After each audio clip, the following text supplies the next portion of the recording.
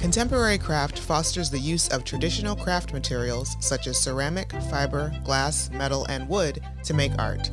Our community honors the history and heritage of craft while showcasing modern exploratory work.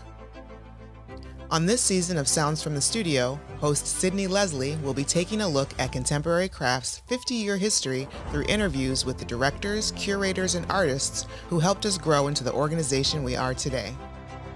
Welcome to Season 3 of Sounds from the Studio, Archive This. Find SCCPGH on Instagram and Facebook, and visit our website, contemporarycraft.org.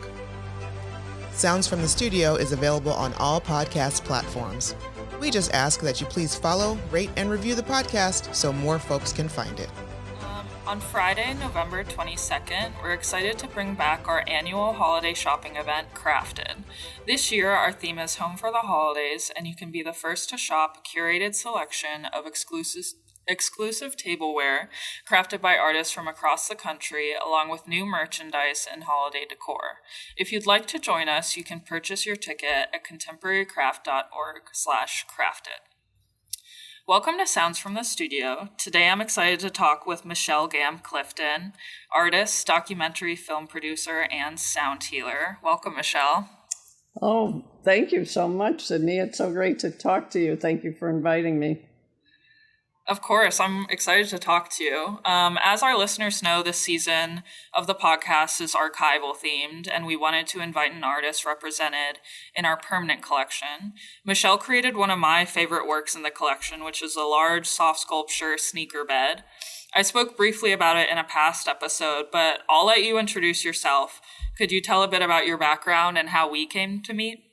Yes. My background, basically, I have always been an artist. I started very young. My mom basically said that from whenever I could hold a pencil or a pen or something, I would be drawing or painting or, doing that. And I grew up in Chicago, and my mother took me on a regular basis, starting at 2 years old, to the Chicago Art Institute. So at 2 years old, I knew the museum inside and out. I could take you to the Surratt. I could take you to all kinds of, things. And I basically just my whole life have been an artist or a creative person. And my parents were very supportive, and they had really wonderful taste in art, even though they didn't have a lot of money. The first piece of furniture they bought was a Noguchi coffee table. So that's kind of unusual, Yeah. I don't know how much you want me to go into, like my background coming up to doing my artwork itself. I always was doing things. In grammar school, I was chosen by my grammar school to be the artist, one of two artists who was representing the school. And we went to the Lincoln Park Zoo, and we were there painting the animals in the Lincoln Park Zoo, and then we're honored, in a whole ceremony, with whoever was the officials at that time. And then I won some kind of a magazine competition for a drawing that I did. And then when I was in high school, I was painting store windows, and I would do scenery for productions. And I remember specifically thinking, I want to be an oil painter. So I sat down at 16 and I made a little still life with a vase and flowers. And I still have that painting. It's in my bedroom. Wow. And it's kind of nice. It's very simple. Yeah. But that was my first oil painting as such. And I love doing oil painting.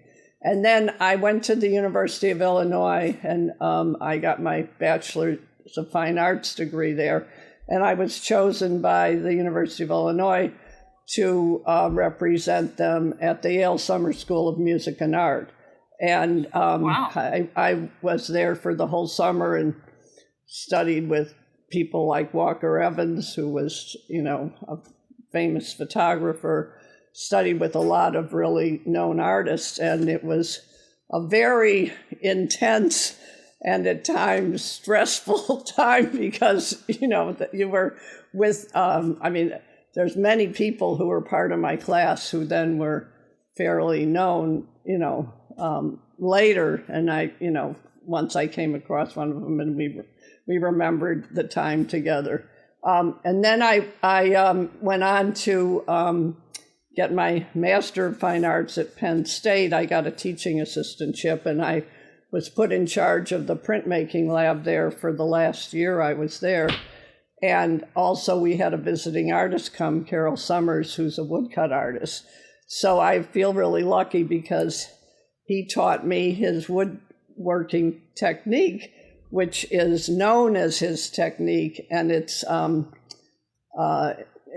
very special, and it's hard to describe. But I have a lot of prints in my home and have sold a number of them in the past. So when at the end of when I got my master's degree, the dean called me in and said, "We'd like you to run one of our art departments."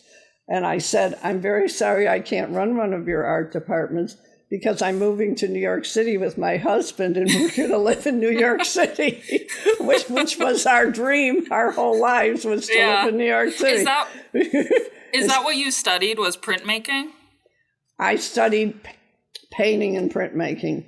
But when I was with my master's, I was actually, I consider myself a painter, printmaker, and a sculptor because I was doing sculpting using wood and other materials in the 2 years that I was getting my master's degree.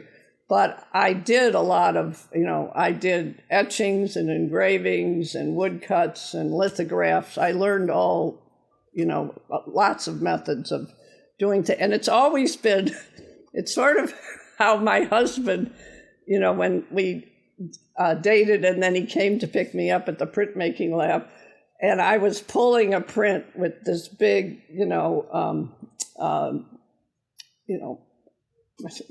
press, a printing press, where I'm pulling the etching through. And he looks at me and I'm all filled with ink and everything. And he thought to himself, "This is not a princess." And he, because he wanted to marry, we were starting to be in love with each other. But he was so excited that I was this very, I worked hard and I was passionate about my work. You got your hands dirty, yeah. Yeah, exactly. So, and that was nice because I was actually engaged to someone else before him. And he gave me an ultimatum and he said, "It's either me or your artwork." And I said, "Well, there's no question. Then it's my artwork." Yeah, you were like, screw that. Exactly. Yeah. So anyway, and what was so when we were starting to date, which was at the University of Illinois, I took him to the Chicago Art Institute to show him. When I was 6 years old, and I started going to classes at the Chicago Art Institute. I lived on the south side of Chicago. I had to carry my birth certificate because I would go on the bus all by myself. I'd have my birth certificate to show them that I didn't have to pay anything because you had to start paying when you were older. And anyway, I can vividly remember getting on the bus and showing my birth certificate and all that. So I took my husband to show him the school where I'd gone to for most of my childhood, before high school. And there in the school was one of my drawings and paintings that I did was hanging in the Chicago Art Institute, and I didn't know that, and so, it was just like a really neat thing to see.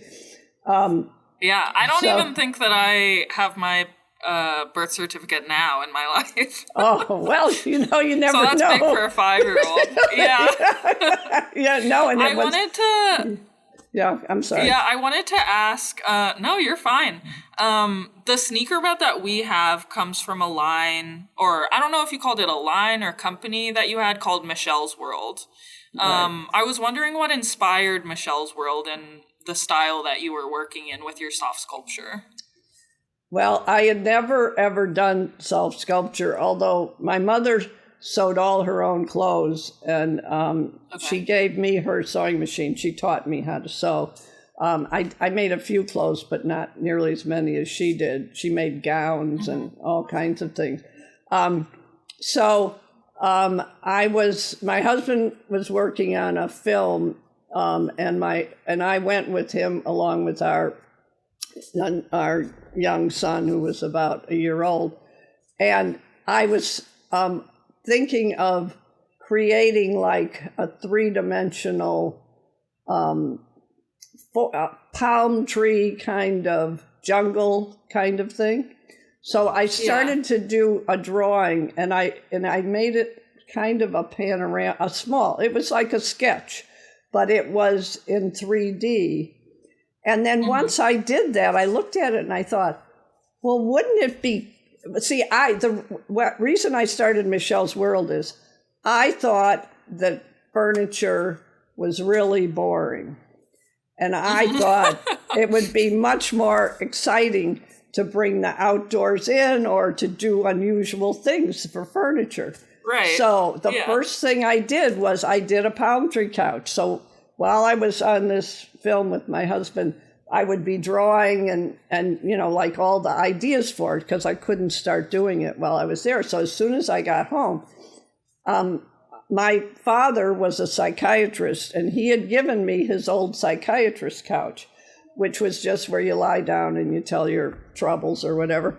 So I started with that, and then I started to put pieces of plywood up around it, and then I would do fabric where I just was taking, I think I used muslin. I either used muslin or canvas that I could paint, and then I started to use really high quality felt in the colors. So because I also did later I did a cow pasture bed, which was all canvas or muslin, and it was all painted, and that traveled in shows all around the country for 2 years. It was actually it was our bed, and my husband said to me, because someone said this is gonna travel for 2 years, and my husband turned to me and said, well, we better go buy another bed, because this bed is going to go out on a tour.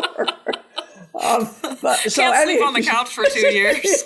No, so anyway, so I did a palm tree couch with 2 palm tree lamps that all really worked, and an alligator coffee table, and that was the whole scene of that. And then I made a New York City couch, which I wanted to make it a full size like my other things, but we didn't have that much money, so I made it 3 feet. It was like a sketch. And I love that. Had, like the Brooklyn Bridge was one arm, and the George Washington Bridge was another, and it had the Empire State Building, famous buildings in the city. Yeah. And then the Hudson River was where you sat on the couch. And I was really honored. The Museum of the City of New York bought that, and it's in their collection, which is kind of cool. Yeah, that's really nice. So anyway, so I did a whole, I did a whole series of furniture called Michelle's World, and I should try to look to see if because I made up a little thing in cards, and actually it's registered as a business in the state of New York, and I think it's still is it there. Still? It may be, because I never stopped it, even though I went on. But the sneaker bed was not necessarily part of that, although in a sense it does, because it's making furniture that's really unusual. And the idea, listen, I don't know where, all of a sudden I had this idea, wouldn't it be cool if a bed looked like a sneaker? And so I thought to myself, I am totally nuts. And who is going to ever want anything like this sneaker? And when I was first making it, I was actually crying, because I was thinking, oh, this is ridiculous. Why are you spending all this time doing this? And it was like, And I was making it on the little Singer sewing machine that my mother gave me. Yeah, I was going to say, I know that production for those got a little intense after a while, right? Well, because when I first displayed it, because I was part of a show at the Smithsonian, and then a gallery in Washington wanted me to have my own show. So I made the sneaker for that show. And the Washington Post wrote it up, and it was syndicated across the whole country. So I thought, my God, I have to have it someplace where more people can see it, or I'm going to get ripped off. So I went to Bloomingdale's. They loved it. They put it in their designer rooms, and they did a little video about me. And then they sold them all over the world, which was kind of cool. That is cool. What year was that? Do you know? That was 1976. Okay. And then there's more to that story, because they brought me in and said they had someone who could make it cheaper than me, and that it wouldn't be anything like mine. Well, it was very similar to mine, and I was very naive. I didn't bring a lawyer with me, but I then sued the guy, and I won, but he went bankrupt, and he owed me money, and I never got it. But at least I, defended at least myself. You made your point. Yeah, exactly. Yeah.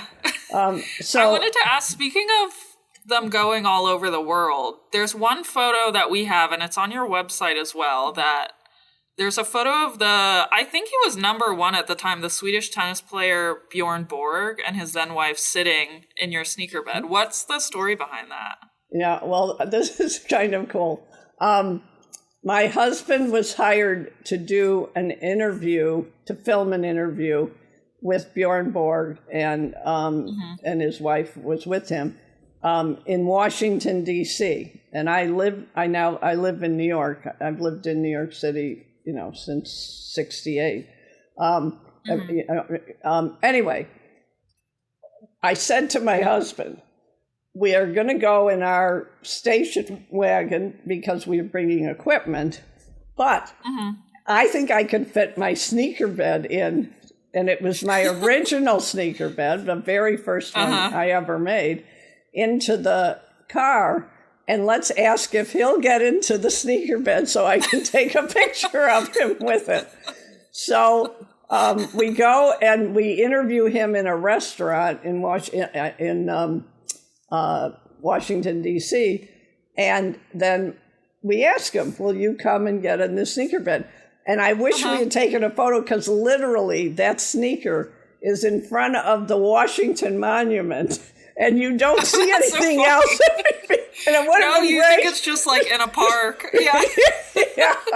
So both he and his wife, I don't know how they got in there, because they're pretty squished in that photo. yeah, and it's it's nice size for a person. Anyway, he autographed his signature and his first wife's signature are on that sneaker. So if there's anyone interested in it, it's a neat keepsake, so to speak. But yeah, it really is. I know that we talked a little bit about your installations that you were doing with Michelle's World, more so like full rooms. Did you have a favorite out of those? I don't have any. I guess when you asked that question, and I was thinking about it, whatever I'm working on is my favorite. So they're all my favorite. I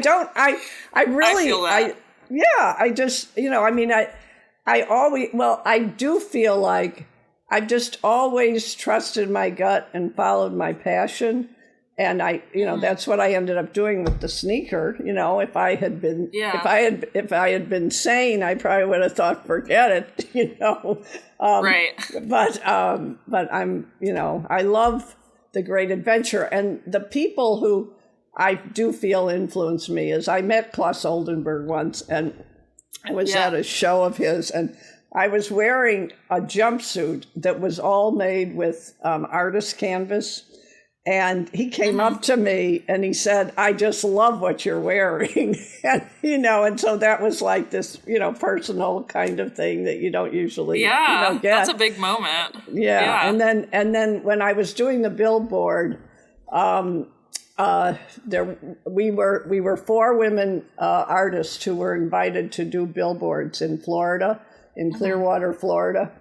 And all of us were invited to go and meet James Rosenquist in his studio in Florida. Wow. So we went and we met him, and he invited us all on his boat, and we went swimming with him, and we saw the painting he was working on. And I do have a photo of me standing next to him, with one of his paintings behind it. So I wanted to ask, before we move on to talk about your film career and your sound healing career, are you still practicing your art? I do some drawings, and I've had different ideas for things, but, it's always a matter of time of what I'm able to fill in. So I have this idea to do something, and then I haven't made the time to do it. So, and my mother would always say, before she passed away, "You've got to be doing your artwork. You're so talented." And, she was like my big supporter. And even when I was, young, my parents would have a weekend sale for me where they would, their whole house, they'd put my work up, and then they'd invite their friends, and that was how. Oh, that's so cool. It is. And that was how I made $1,000 one weekend, and that was how my husband and I then traveled from Penn State to New York. But we had saved $1,000 so that we could, get an apartment and live in the city. So yeah, those are some truly supportive parents. Oh, they were really, really, and my mother was tremendously supportive. Although she also started giving my artwork away as though it was hers, and I got real mad, and she didn't talk to me for a few days. So anyway, you're like, yeah, what happened to that money? I wanted to ask, you did mention that your husband works in film, and I know that you guys own or co-own a documentary film production company. When did that start for you guys? My husband always knew he wanted to be a cameraman. And so when I met him, he studied English literature in college because he knew that would be the last time he would, really be reading, and he loved literature. And, but one summer he went to USC, and he took different film courses, and he already had known. And in high school, his English teacher asked him to help with a film class, and he started doing all the technical stuff, and he taught the guy how to shoot, and then the guy asked him to shoot his first film. So he was already doing camera work. So when we were at the University of Illinois, he asked me to help him with his first film. So I helped him with his first film, which was a black and white film on the last horse-drawn milk wagon in this country, in Champaign-Urbana, Illinois. And then I also helped him with his next film. So any projects he would be involved in, I'd help in whatever way I could. So in 1970, I guess it was 1969, we were in, we had friends who we met through an encounter group, which no one will know what that is, and I don't have time to explain it right now. But if you want to know more, I can tell you. Anyway, my husband asked the husband of that if he'd come help us shoot this film in Maryland, and he said he would. He was a photographer, and after that, they said, "We're thinking of starting a film company. Why don't you move up to the country and we can start a film company together?" So that was around 19 we shot the first thing for my husband that was in 1969. And then over the next year or two, we created a film company that ultimately is the Hudson River Film and Video Company, which the website is hudsonriverfilm.org, O-R-G, and tells a lot of our story. So we were two married couples who did documentaries for over 40 years. And we had another partner who was part of it, but she left the company in the mid-90s. And I started out as the art director and then the production manager. And then my husband said, why don't you learn sound so you can do sound on production? So then I started doing the sound. And I was producer, and then in the latter films, I was executive producer. And I also helped raise money for the film. So, and that then, we did those, which were mostly for public television, those kinds of things. But in order to really, to make money, we worked for the networks where, my husband was a cameraman and I did sound, and we worked for all the networks and did mostly news magazine shows like 2020, 60 Minutes, Dateline NBC. We worked for ESPN and for CNN, and so. And then my husband did. The Japanese hired him in the early HD years to shoot the Kobe earthquake, other things. And I worked on one show with him where we shot the emergency medical team out of Houston, Texas. And every night for 2 weeks, from 6 at night till 6 in the morning, we went out to every emergency that was happening in Houston. And I'll tell you, it was the most exciting job I've ever been on, and we saw things that people never see. It was just fascinating. Yeah. So did all your film experience kind of come from on-the-job training while you were doing it? I studied, I guess that's pretty true. Well, the one thing about me, Sydney, is I'm a detailed person. Impressive. well, except I did study with one of the best sound recordists in New York. He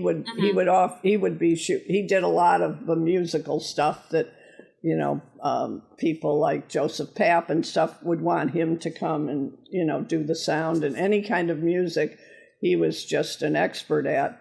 And so I did have, I did a course with him, and that was where I learned a lot of things.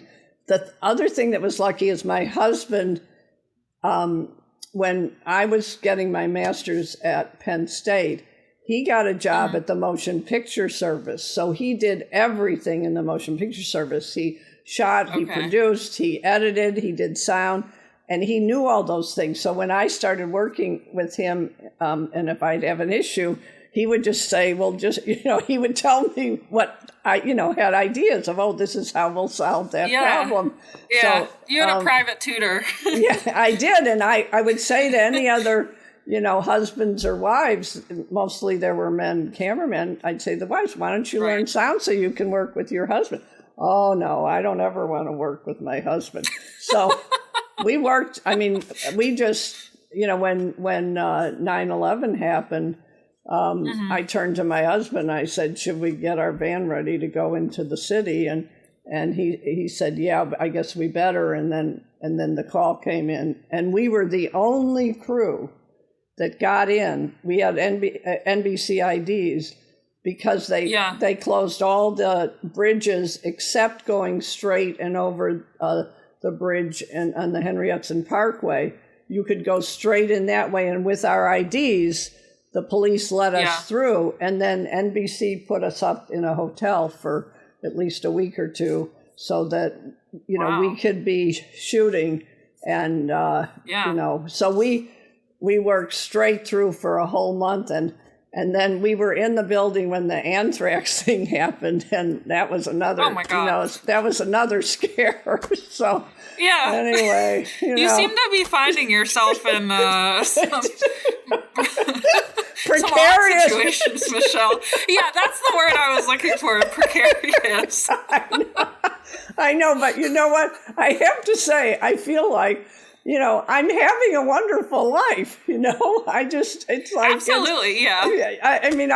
I love everything that I do and I've done, and I've just met such interesting people, and I love people, and now I'm a teacher trainer for the International Academy of Sound Healing, and I teach people to play bowls, and I get to play bowls, which I always think everyone knows about sound healing, but they don't, Right. Yeah, we can talk about that now if you'd like. Oh, that'd be great. When did you first kind of get into sound healing, or when did you first experience it? Okay, I never experienced it when I got into it. So this is what happened. Okay. I started studying energy healing, and I started with Reiki in 1987. And it was with another friend. She says, "Do you want to do this with me?" I said, "Okay." And she said if I hadn't done it with it, she would have never done it. So we both did it together. And and this was all while I was working in the film business, that I was doing this, on the side. And then I got a national massage license in 1992. And I became a certified Jin-Shin-Jitsu practitioner, which that's an ancient Japanese healing art. And I learned all kinds. I studied with a Polish healer. I studied with a Russian healer. I studied with all these different people.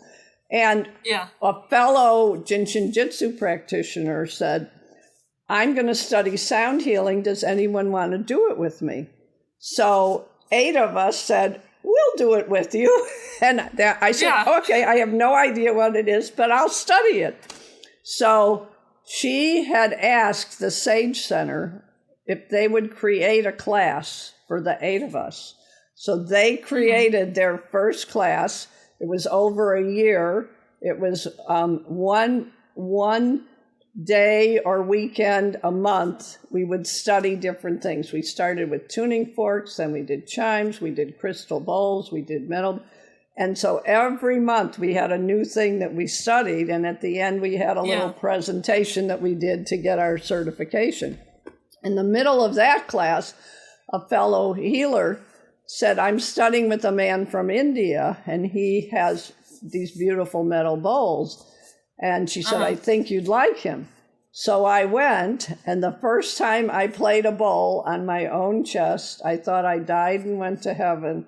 And I thought, anyone who wants to try this, you got to try it. It is so relaxing. It's so wonderful. Yeah. And so that's what I then studied to the point because I started studying it around 2012. At around 2015, I became a teacher trainer for the International Academy of Sound Healing. And I started within a very short time of learning it. I had a woman who had a little center saying, "Would you come play bowls?" I started there, and the first time I did it, the room only holds like 10 people. 14 people showed up, and I had to have them, in the next room at an angle, lying down. Yeah. And then from then, it is so, for anyone who doesn't know about sound healing. Can you kind of explain what it is and how it works? Yeah. If you think of the body being 70% water, if you think of a stone and you throw it into a pond and then different things ripple away. Well, when you hear the sounds or you feel the bowl on your body, the water in your body is starting to move in a similar way. And as the cells are moving, it ripples through different parts of your body, and it actually rebalances different things. And I'll give you, my sound healing teacher would say, sound is the best medicine. And I think there's a lot of really wonderful medicines. But the more I do this, once I had 20 people in a room, and one woman said, will you play on my elbow? And I never had anyone ask me, to do something like that. So I said, sure. And so I did it maybe 30 seconds or a minute because it's a big room. And I put bowls on all the people in the room and I play them so they feel the vibration. So I came and I have a bowl that's for the whole body. So I played on that elbow. And 3 weeks later, she runs up to me in a coffee shop and she says, you played a bowl on this elbow. She said, my elbow hurt for a year. And after you played a bowl on it, it hasn't hurt since then. And then that's when I learned that I can have this effect by playing bowls where, and I tell people, notice how long you no longer have pain. And I've had people, I had a veteran I play for veterans with PTSD at the VA hospital. He had a pain in his head and he'd gone to all kinds of doctors. I played a bowl on his head for, 5 minutes. I took the bowl off. He had no more pain in his head. And a month later, he still had no pain in his head.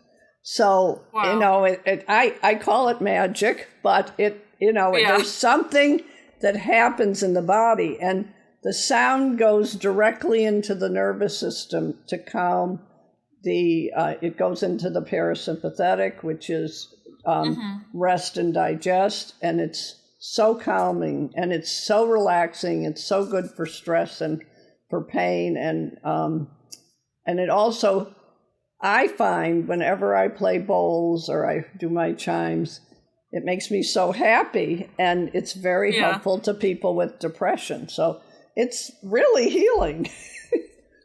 Yeah. I know that you said you work with veterans at the VA hospital. Do you go to other kinds of centers or institutes and do that also? Well, I was asked to set up a 4-part program for adults with autistic adults. And that it started before COVID. So it became a little more difficult because I finished with COVID and then fewer people were able to come just because of how, worried people were about, being in groups. So I've had different people. I've been playing for an elder living facility regularly every month for at least 6 years. And I play for I have a number of, just private places that have asked me, to come and play. And then I do things out of my, I do groups. I've played in a number of yoga studios and health places. I'll just go and play any place that someone wants me to play bowls. Hey, might as well. If you want it. Oh, and I have on my website, which is sonicbowls.com, sonicbowls.com. I have a free hour sound bath. If you scroll down, and it's under videos and things. And then I also, in events, once a month I play a Zoom hour-long sound bath that people can attend. But it's anyway, it's heavenly. And Sydney, you're going to get to hear it at some point. I'm excited to experience it, honestly. I've always kind of, when I first saw your website, I was like, I don't know. I don't really know anything about this. But once you explained it to me in the way of 70% water and it kind of reverberates everything, it actually does make sense in my mind. I know. And people just initially just think it can't, it's like you would never think that something like this would have the profound effect that it has. And, when the woman who had me come into the PTSD program, she was running it for 37 years. And because I've been doing it about a year now, she said she's never seen such major changes happen in people with just even coming to one session. And I met a wife of one of the men, and she says, you just don't know the difference this has made in him, how calming it is. And he's so much more relaxed than, before he was coming. So, I mean, it just... That speaks for itself. It just is so rewarding to me to know that I'm, helping as many people as I can, and it isn't Absolutely. For everyone. And there's a number. If you're not interested, you're not interested. Right. Well, Michelle, I have one last question for you, and we ask everybody this, but what are 3 songs that you feel represent you and your work? Well, the first one is Amazing Grace, which is one of my favorite songs, and it certainly is what happens with singing bowls, just so that whole feeling. And then I had so many that I wrote down, but I had I know, it's hard to pick just 3. Yeah, I know. So I guess another one is I Will Always Love You by Whitney Houston. And that's a good choice. then Here Comes the Sun by the Beatles. And, the light is so important for doing artwork. And when the sun comes, it both inspires you and is important for, what happens on a canvas, in a film, whatever. Well, it's just been so much fun talking to you, Sydney. I know. This has been an excellent conversation. Do you want to promote any upcoming projects you have? Or I know you already kind of shouted out your website. Yeah, if you go to my website and you want to see my artwork, you click portfolio at the top, and then that'll show people a lot of my different artwork. If people want to get in touch with me for any reason, be on my email list, or just ask a question, there's a contact page that they can fill out and then ask their question. And then if they push events, that then gives my upcoming events and also includes the free Zoom sound bath that I do, which there's one a month, and it's listed there. And then the other thing is my 50th anniversary for my sneaker bed is in a year and a half, and I'm going to try to do something that will be like a special thing for it. And that I think I only have 2 or 3 more sneaker beds, and I'm hoping that there will be people interested in them, and maybe for the 50th anniversary there'll be like a fun thing to do with that. So please get in touch with me, anybody who's interested in any of these things. Yeah, well, thank you so much, Michelle, for coming on. This was a great conversation. Oh, I know one other thing. Go for it. The website for our film company is hudsonriverfilm.org, where they can see some of the films we've done and things like that. There's just little teasers, but if someone's more interested, they can get in touch with me and ask me questions. And I know you're planning on maybe digitizing some of your documentaries and putting them online as well eventually. We would like to do something or have a channel, but there's only so much time in the day, and you have to, there's not enough time to do everything we want to do. So we do the best we can. Unfortunately, I know that feeling well. All right, Michelle, well, thank you for coming on. Thank you, everyone, for listening. And my name is Sydney, and I'll see you next time on Sounds from the Studio.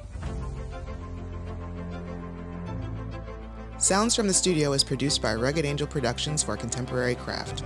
Please subscribe to and rate the show wherever you get your podcasts. And don't forget to share. Thanks for listening.